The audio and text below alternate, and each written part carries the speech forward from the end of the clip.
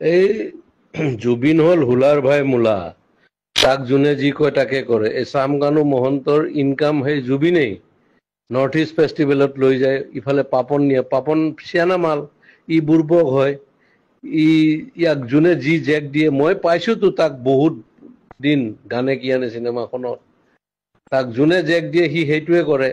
চামকানু মহন্তই তাক লৈ যায়, ইফালে গৰিমাই তাক যাব দিলে, তাৰ চিজাৰ আছে এই মিৰ্গি। মেইন কথা কি জানো, চামকানু মহন্ত, ননীগোপাল মহন্ত আৰু এটাই ডিজিপিটোৱে 3টা শিয়াল জন্ম দিছে মাকে, দালাল। এই গোটেই হিমন্তই বেক কৰাৰ কাৰণে সিহঁতে ইমান দূৰ যাব পাৰিছে। আৰু কেতিয়াবা কংগ্ৰেছৰ পৰাই পইচা খাই আছিল সিহঁতে, বিৰাট বদমাছৰ হাড্ডি হয়, তাৰ প্ৰপাৰ্টি চালে তই মৰি যাবি। সেই সি লৈ যায়, জুবিন গলে অসমত থকা ছিংগাপুৰ চব মানে একদম হাই লেভেল পইচা দি কিনিব, অমুক কৰিব তমুক কৰিব। এই পইচা ইনকামৰ চ'ৰ্চ কিহৰ? নৰ্থ ইষ্ট ফেষ্টিভেল বে।